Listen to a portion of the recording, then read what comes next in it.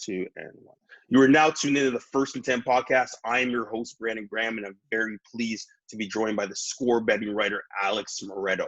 Today, we're going to talk about the college football playoff final between Ohio State and Alabama, as well as a super wildcard weekend in the NFL. And I'm very excited to have a special guest. He's been with us before, but we brought him right back because it was a great exchange, and we're going to get right into it. But welcome. How are you doing? How are you doing during quarantine? What's going on with you, man? I'm good, man. You know what? My hair is getting a bit long for my liking. Right. But we're really busy right now, Congrats, by the way. Thank you.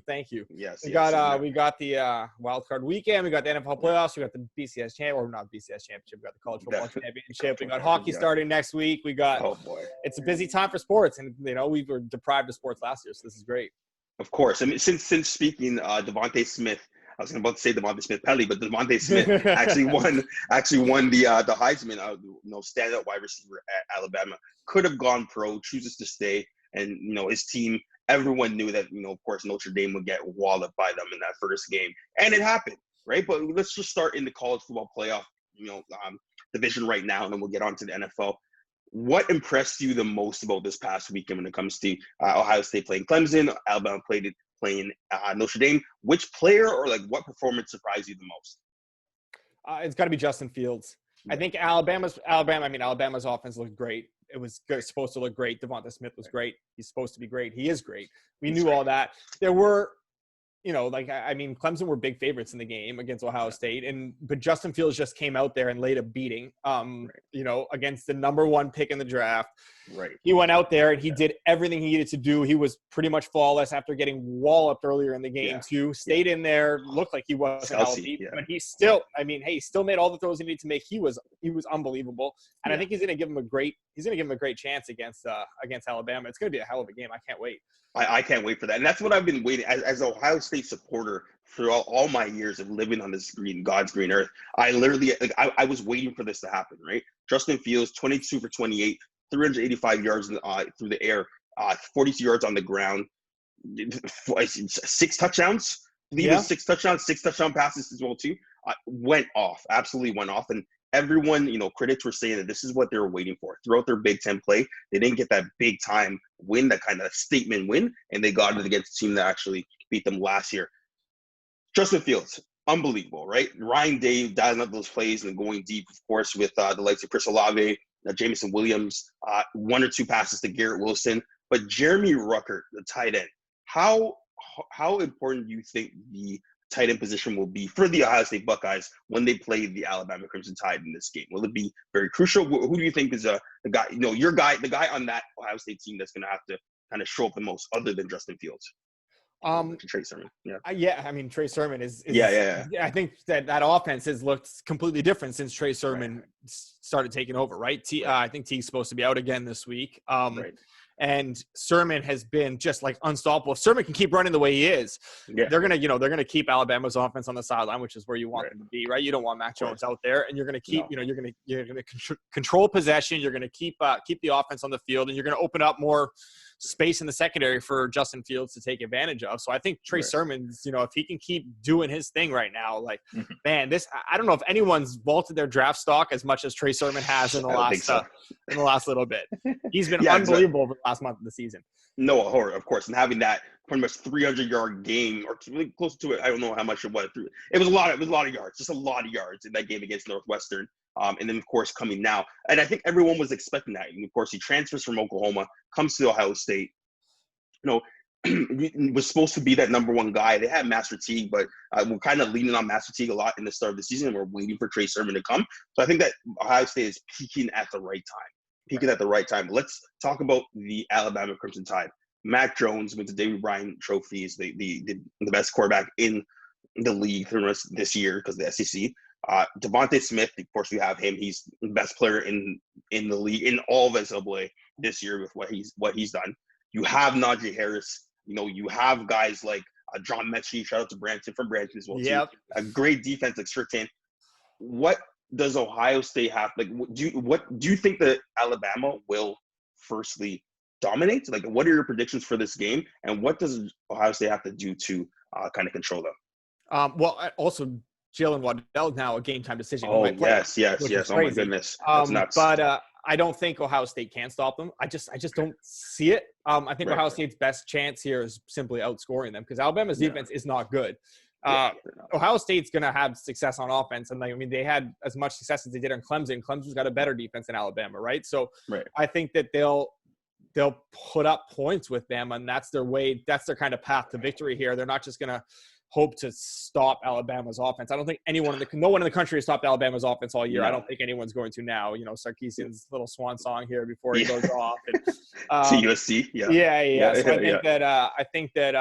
I think this is going to be a high-scoring game. I think it's going to be a really fun game. We could see both teams reach 40 points. It's going to be nuts. It's going to be awesome. It's going to be offensive fireworks. If you like offense, this is going to be fun. This is the game we're waiting for, right? I was waiting for Ohio State just to play well offensively, and it was literally like a dream when they actually performed the way they did against Clemson, right? But speaking of, field is amazing. But speaking of, of course, the defense of Ohio State, I think that's what we need to talk about really quickly too.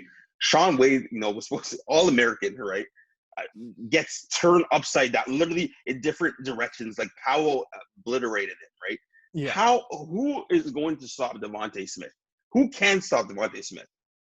How are they going to contain him? And even Najee Harris? No one.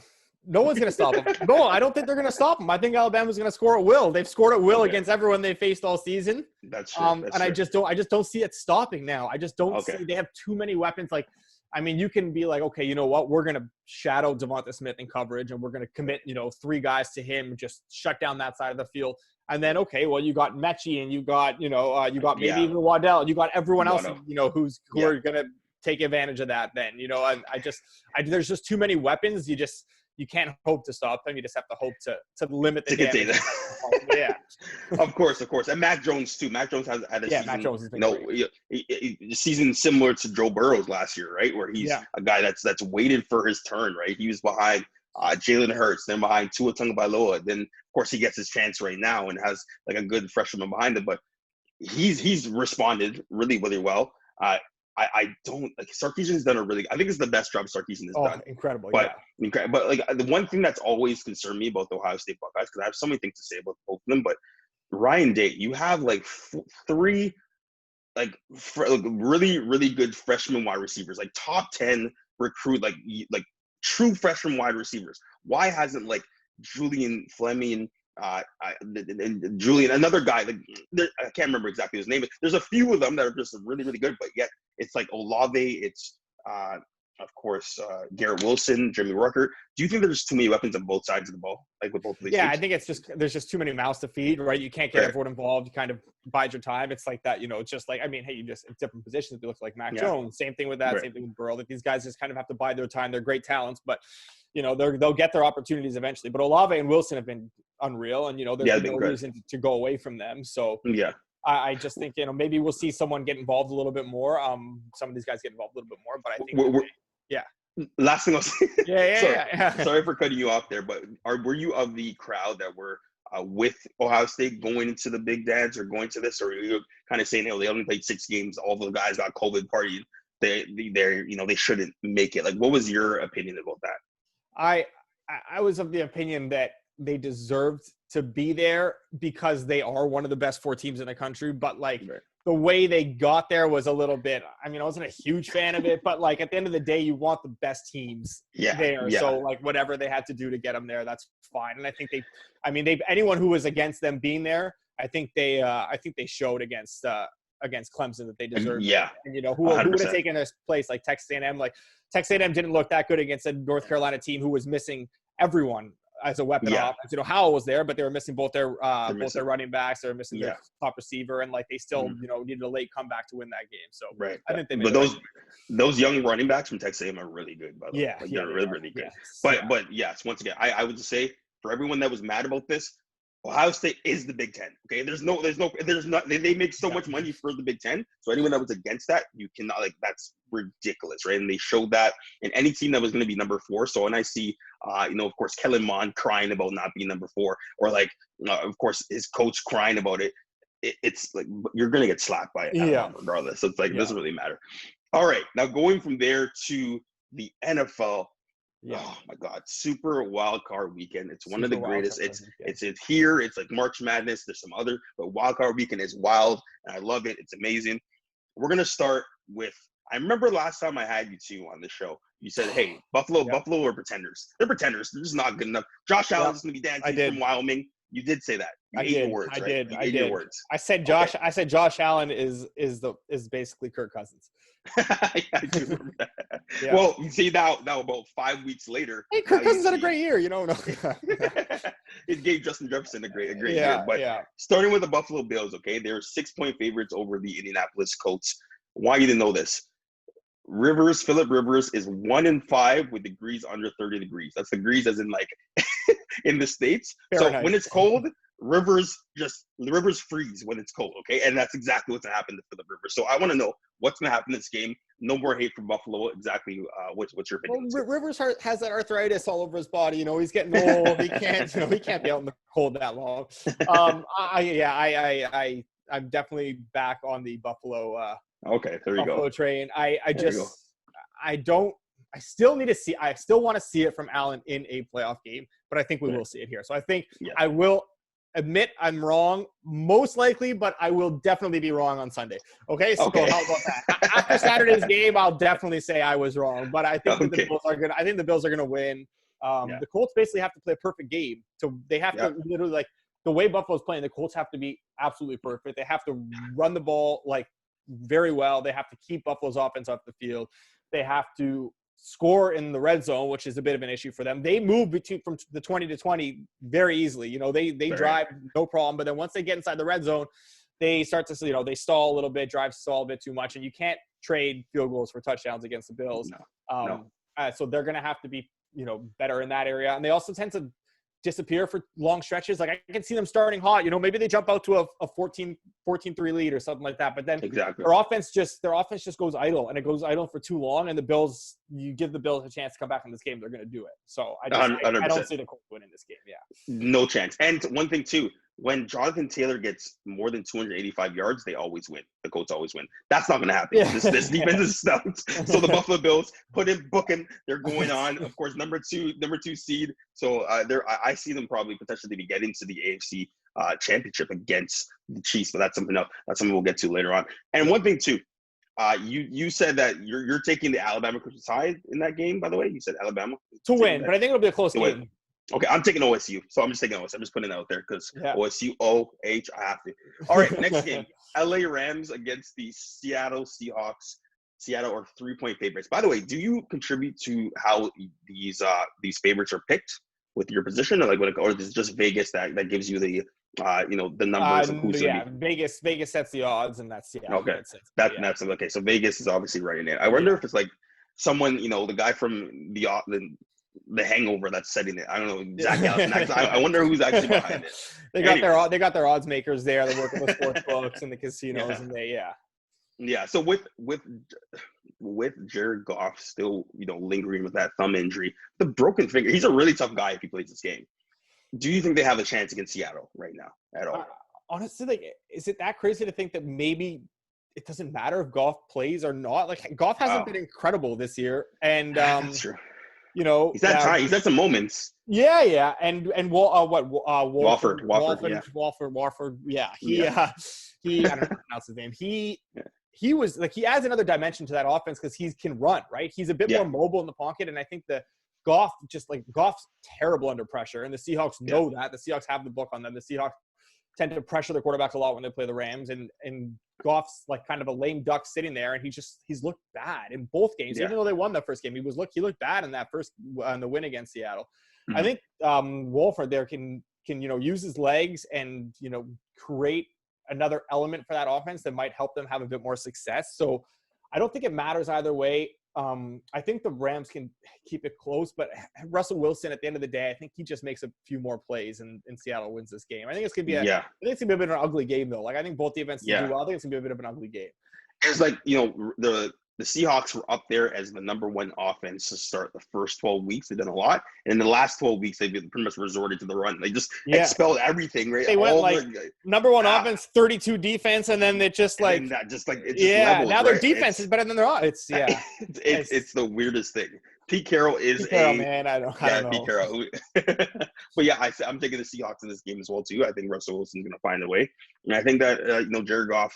They've had their moments where I really was on the train of them becoming a really good team and kind of even threatening to get to the NFC Championship. Yeah. And then they lost to the Jets. So I have no hope in them at all, right? That's exactly how I feel. Yeah. So I think we're both taking the Seahawks in that game. Tampa Bay Buccaneers against the Washington football team. Chase Young said, Tom, I'm coming, Tom. This is the team of destiny. This is the team of fate, okay? Alex Smith has played well, right? Decently. Logan Thomas has been showing out, right? McLaurin's having a great year for a second-year player. All right, they're able to run the ball with Gibson. Of course, they have a stout defensive line with Jared Allen, Sweat, Chase Young, and many guys there. They're playing as a good unit, right? Do they have a chance against Tom Brady at all and these Buccaneers? Yeah, I think so. Oh wow, okay, I think so. Okay. Hail to the football team, right? Their defensive line is like nothing Tampa's faced lately. Like Tampa's coming into the playoffs hot, and their offense has been great. They're putting up like 40 points a week over the last month, but they're playing teams that they don't rush the quarterback at all. Like they're beating up on the Vikings, the Falcons, the Lions. Like congratulations, I could stand in the pocket and hit some open receivers against those teams. But now you're facing a hungry Washington team who's like has got a real point to prove here because everyone's saying how they don't belong and they finished 7-9, and they only made the playoffs because Philadelphia decided to throw the game and all these narratives that people are pumping and whatever. Yeah. Like they got a real point to prove, and Brady's been bad under pressure this year. Like he looks every bit 43 years old when he's under pressure. I think Washington's gonna get after him, and they're gonna give him a lot of trouble. I don't know if they're gonna win the game, but they're gonna keep it really close. It's gonna be a lot closer than people think. And did you hear that cool stat about the last team to make the playoffs with the losing record was Carolina when Ron Rivera was coach there. Now he's coach of Washington, and they made the playoffs to 7-9, and they played the 11-5 Arizona Cardinals, who were coached by Bruce Arians, and they won. There we go. We got Rivera and Arians again. That's a Finley game. That's the Ryan Finley game. That's the Ryan Finley game. Boy, that was brutal to watch. Yeah. That was so brutal. Yeah. You have Ryan Finley, and I think it was Cam Newton at the time. I don't know if it was Cam Newton. I think it was. I think it was Cam Newton. That was a brutal game to watch. I felt so bad for Larry Fitzgerald. But I think that's something. I think there's something to be said about that. But I think Tampa's still 8-point favorites. It's in Tampa. Tom Brady's not going to go out. Like once again, Tom Brady's in the 21 years, he hasn't been in a wild card game. It's wild to think about it. Yeah. That's how bad the AFC East has been. Well, no, wow. last year they were against. Sorry. Yeah. So 20. Sorry. Yes. Yes. I think it was the first time. The first time he had been there. Yeah. So of course age is coming, right? But anyways, they're 8-point favorites. I hate to do this. I want to take the Washington football team so bad because like seeing Tom Brady in like warm weather and being so happy and like I'm still great. Like, it kind of makes me mad inside. But I do respect him. I do respect Mike Evans, by the way. He's still kind of injured. He went in and he's injured, right? So he's a game time decision. It's also a night game. This is past Brady's bedtime, man. He has not been good. He has not been good on primetime this year. He's been really bad on primetime. He's been bad against the New York Giants. He's been bad against a few teams. Yeah, they lost to the Rams. They lost to the Bears. They lost to the Saints. Like they are bad on primetime this year. Yeah. Oh boy. Okay. You know what? You're making me really rethink this. Chase Young, 2 touchdowns. I'm gonna go. Ohio's OH. I'm taking the football team. Buckeyes. Hail to the football team, as you said. All right. Now going over to. going to Saturday now, right? I believe it's Saturday. Yes, Saturday we have the Baltimore Ravens against the Tennessee Titans. I'll start with Lamar Jackson, J.K. Dobbins, Gus Edwards. They don't play Mark Ingram anymore. Of course, you have Hollywood Marquise Brown. You have Andrews, of course, a tight end. A decent O-line, but they can never run the ball against the Tennessee Titans. They can't. It always gets balled up. Unfortunately, like. The Ravens are 3-point favorites, and I think it's all because of Justin Tucker, right? Of course, Texas forever, right? But what do you think is going to happen in this game? You think Derrick Henry would be too much, or what are your takeaways for this game? Yeah, I'm on Team King Henry again. I don't know. I just think that this is the same recipe as always here with Baltimore's coming in hot, and everyone's on Baltimore now, and all of a sudden, they're getting hot at the right time. But, Baltimore is the thing they do so well on defense is they blitz a ton. And when they play a lot of bad teams, which they have over the last month or two, they look a lot better than they are because you blitz bad teams. Bad quarterbacks are going to do poorly against the blitz, and their defense is going to look a lot better. They're going to create turnovers. They're going to blow teams out. And that's what they do. They blow out bad teams. They're designed to blow out bad teams. But then they face good teams like the Titans, and they get hit back and they get punched in the mouth. And then they don't like getting punched in the mouth. Yeah. They don't like that. They don't like it. So they're going to get, hit repeatedly here by Derrick Henry. They're going to come right back at them. And the way to, obviously, Tennessee's defense is bad. Tennessee's secondary is really bad. It's really bad. They're playing better. They're playing better, but they're really, and like people look at last week, like, oh, look, Houston almost beat them last week. Well, Deshaun Watson is unbelievable. Like Deshaun Watson going up against a bad secondary, they're going to have a chance. But the Ravens aren't designed to exploit that weakness in the secondary because they have a low volume passing attack. And like, for some reason, when they're not getting the running game going, they don't care to start throwing the ball. They try and get cute, and they're running Jackson out, and they're trying these little, design these little play action. They're not just let him drop back and air it out. Is he able to? I think he is, but they don't really give him the chance to. And that's, I don't know. I just think it's another bad matchup for them. I think if they were playing anyone else this weekend, if they were playing the Bills this weekend, I think I'd still be on. I think I'd like Baltimore to win. I just think this is the worst. Really? I think this is You're a worst hater. matchup. You're a hater of the Buffalo Bills. I just think it's a bad. The Buffalo Bills will run over the Baltimore Ravens. You can run on the Bills though. You can run on the Bills. And Josh Allen under pressure is he's shown up the entire He has. Allen I am. You gotta give respect to Wildman. I'm a hater. I think it's you see your guy Stephon Diggs loving life. You're having the best season of his career, and you're like, I wish it was in Minnesota. Justin Jefferson for that trade. We're good. Yeah. Okay, that's true. So I think with this game right here, you're right. To be honest, I think Greg Roman's too scared to tell Lamar Jackson to sit back and air out the ball. Plus, I don't think they have the offense that is geared around them spreading the ball to certain guys. The reason why Marquise Brown is always so mad without getting his touches, right? He gets one touchdown a week, every other week, and he's happy. But if he doesn't get something for like a few weeks, he always cries, right? Because they don't throw the ball. I loved Marquise Brown, but I'm starting to wonder, like, if he's even that good. He's like not really getting much separation. Like, I feel like we love him because his name's Hollywood at this point. Everyone's like, oh, Hollywood, exactly. He's great. Yeah. I don't know if is he that great. Like, I don't know.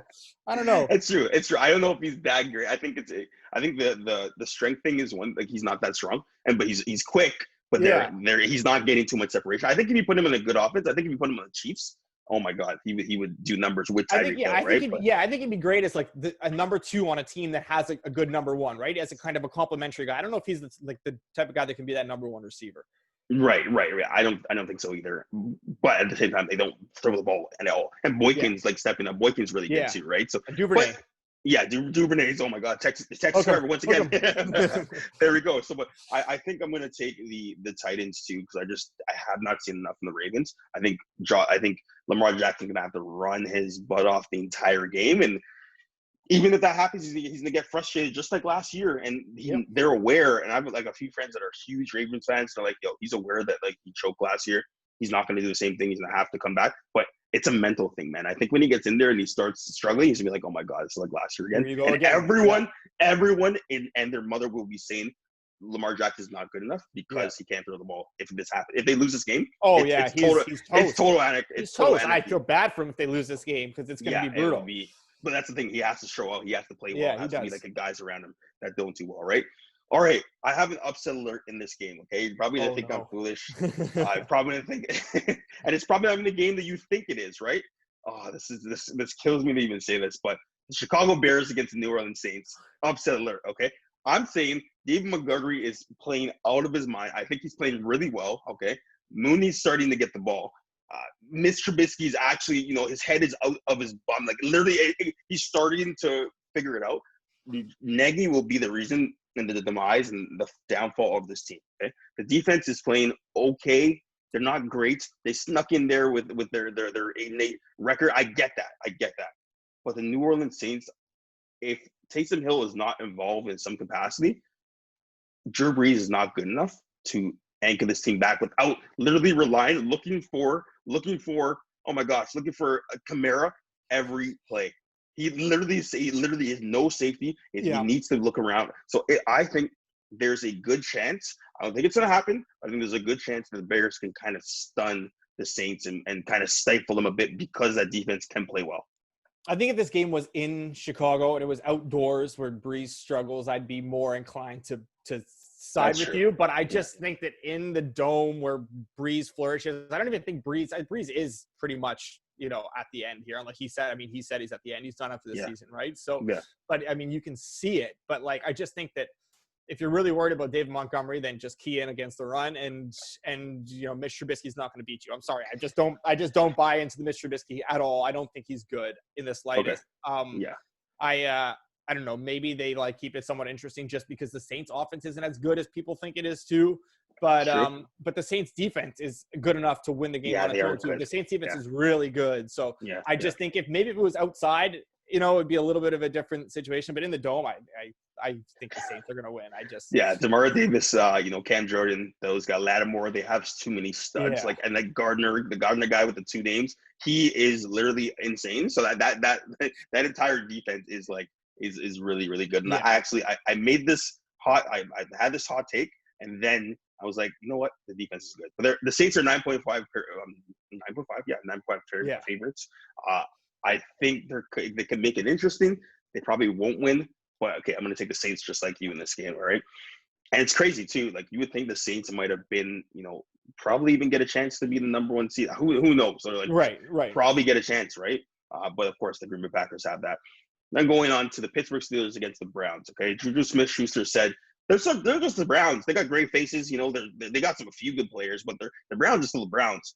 That he has gone from dancing on every logo at the start of the game and TikTok as a TikTok fan to dancing to telling everyone that he's not going to dance anymore to now doing this. He hasn't even had a breakout year, right? No. The Pittsburgh Steelers and one other thing too, Ben Roethlisberger has really scared a lot of people with how he's played in the last 6 games, I'm going to say, right? He's really, really scared people. Baker Mayfield has played well. I think they're a much better team without Odell Beckham Jr., to be honest with you.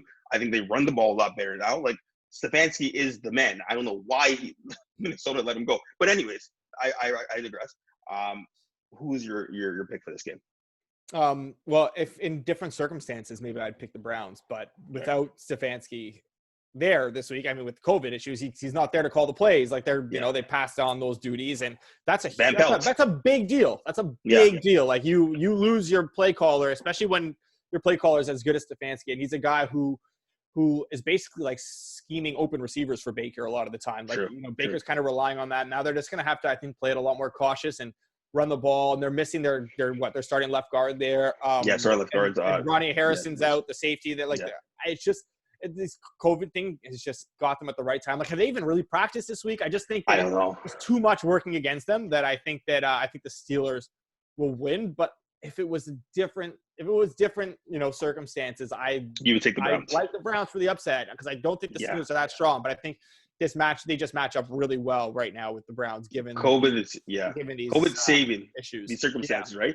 Yeah. COVID is really saving the Steelers right now because I really feel that Baker Mayfield is start. I understand everyone saying, of course, the Browns beat the backups of third stringers of the Pittsburgh Steelers, and they still actually Mason Rudolph played well. Yeah, he did. Actually played well, right? He's got that I'm dating Jeannie Bouchard confidence, of course, he's just having fun, right? He is. That's amazing. Good for him. Bouchard. Yeah, good for him. Good for him. Good for him, buddy. Good for him.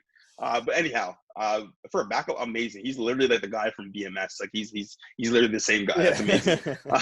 But with this game, I don't know. It matches up really well for the Steelers. Yeah. I think Deontay Johnson's played very well. Chase Claypool's playing really well. I just don't think Juju Smith-Schuster. Yeah, I don't think Juju Smith-Schuster has done enough this year to talk the way he's doing. No. And James Conner's still has to have a good game, or since coming back off the COVID protocol, right? So we'll see what happens there. But for Juju, you've been in the league for a number of years, not to give teams bulletin board material like that before a playoff game. It's just stupid. Just use your head, man. Just use your head. Yeah, it's nuts. Okay, but we'll take the Steelers and then as 6-point favorites. I would love to take the Browns in this, but I'm going to take the Steelers just to go from there. Okay, so those are our picks. I'm going to get going from there. But I wanted to talk to you about Deshaun Watson. Brought him up. Do you think that he can potentially be traded to the Washington football team, or where's a good place for him to set? Another thing too is people are saying that the Houston Texans might even trade him for the number 1 pick, right, with Jacksonville, and of course that could be something too. What do you think? Like, where do you think the best spot for Deshaun Watson to play would be? Anywhere but Houston, because they don't treat him the way he deserves to be treated. This guy's a top 2, top 3 quarterback in the league, no questions asked. Like, I'd give up if I'm a franchise looking for a quarterback. That if I think I'm a quarterback away from, even not just a quarterback away, if I think that we need a quarterback and we're getting close to competing, like, I would give up a lot for Deshaun Watson. You have a guaranteed franchise quarterback for the next, minimum 5 years, probably closer to 10 years. Like, I'd give up a king's ransom for Houston's insane if they trade him. I don't care what anyone's offering. I don't care if Jacksonville does offer the first overall pick. I'm not doing it. Like, Deshaun Watson is the guy right now. And he's the guy. You have a guaranteed thing. I'm doing it. If I'm Houston, I'm doing anything I can to make Deshaun happy. I'm not trading Deshaun. Like, you know what? You want Bieniemy? You want us to hire Eric Bieniemy? Okay, well, we'll hire Eric Bieniemy. You want us to sign this guy? Okay, well, we'll sign this guy. Like, don't worry, we'll take care of you. Yeah, that offense, like, of course, having like Brandon Cooks and QTS, like his number 1 receivers, when of course his number 1 guy goes out, that's tough. And that to see him respond from what happened is like unbelievable how he played. Yeah. Like, even if they're losing, like, the defense was awful. The Houston defense is awful, man. They really wasted a year for him. So they did. Yeah, we'll see what happens there. And okay, so the Chiefs are number 1 in the AFC. The Packers are number 1 in the NFC. Aaron Rodgers is going to be the MVP. But I just had a third out there. Who do you think is going to be in the championship games for both conferences right now? Like, if you were to choose right now, out of all the teams we mentioned, with keeping in mind that the Packers and Chiefs are on a bye, which teams do you think will be in the AFC Championship for both conferences? So let's say that I think that Washington wins this weekend. So we'll say Washington. Washington and Seattle win, which would then Washington, Seattle, and then there's one other one. Saints, Bears. Yeah. So Washington, Seattle. So that would be Seattle and the Saints would play next round. I think Breeze going outdoors. I think that's a loss for them. So I think Seattle wins that. Green Bay beats Washington. So Green Bay, Seattle in that one. So we'll say Green Bay, Seattle, and then KC Buffalo. I just think it's KC Buffalo. That's it. Doesn't matter how these games play out this weekend. I think KC Buffalo is what everyone wants to see. It's what's got to happen. I think so we'll go KC Buffalo, Green Bay, Seattle, and then we'll go Green Bay and KC in the. Don't count out the Titans though, man. It could be the Titans and the Chiefs again. I love the Titans. I love the Titans, but like, if they play the Bills next week, that's a matchup where that secondary is going to get destroyed against the Bills. Josh Allen is just going to torch them all game, and that's just a horrible matchup for them. Yeah, that is Josh Allen's taking it to another level. I think he's going to be an MVP candidate. If somehow the Bills lose, maybe, and like this week, and they play Pittsburgh, they can beat Pittsburgh next week, something like that. But I just think if they play the Bills, then that's a problem. That's a problem. Yeah, I think you're counting on the Bucs. I just think you don't like the Bucs at all. So you don't. No, I love Brady, man. Brady's the GOAT. I have nothing against Brady. I have nothing against Tom Brady. I just think I do think they probably win this weekend, but I do think it's gonna be a tight game. But either way, I think that they've done poorly against good teams this year. I know they beat Green Bay, but other than that, they've gotten shellacked in every big game that they played in every good team. So I just don't think they're the Super Bowl contenders. People make them out. Yeah, for sure. I heard Aaron Rodgers on Pat McAfee's show saying that he cut out gluten and kind of cheese, and like he feels so much better. He has no pain. I think I'm going to want to do the same thing. Will you go on a cheese diet to feel better, just like Aaron Rodgers? Yes, hey, if I lived in Wisconsin and I had good cheese around me all the time, maybe, you know what? But I don't have the access to the quality Wisconsin cheese he's eating every day. Yeah, he said he cut it out of his diet, right? So, anyways, it's he cut out cheese. He cut it out. Oh no, I definitely can't do that. At least you're honest, okay? But this is the First and 10 podcast. Thank you, Alex Moretto from theScore, score betting writer, score supervisor, the man. Of course, you can follow him at the Alex Moretto on Twitter. Yep. Or yes, of course. Alex J. Moretto. Alex J. Moretto, my fault. That's real old there. But of course, we'll make sure we tag him. Of course, guys, enjoy the weekend. Enjoy these great games. Hopefully have you back soon, Alex. We can go over some more games. But this is the First and 10 podcast. I'm Brandon Graham. Keep balling.